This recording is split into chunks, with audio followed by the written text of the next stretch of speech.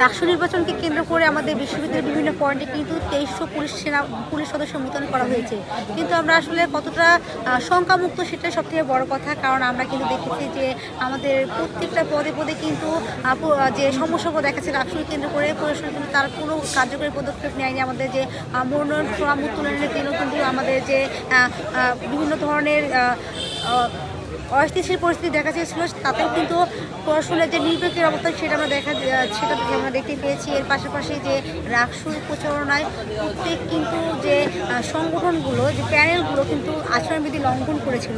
আচরণবিধি লঙ্ঘনে কিন্তু পাল্টাপাল্টাই অভিযোগ পাওয়ার পরও মানে কোনো পক্ষ বা কোনো ব্যক্তি বা কোনো কিন্তু যে পক্ষের কিন্তু যে আচরণবিধি লঙ্ঘনের যে অভিযোগের পরিপ্রেক্ষিতে প্রশাসন কিন্তু কোনো কার্যকরী পদক্ষেপ নেয়নি এবং কাউকে ডাকসুকে কেন্দ্র করে কিন্তু কোনো ধরনের অস্থিতিশীল পরিস্থিতি তৈরি হয়।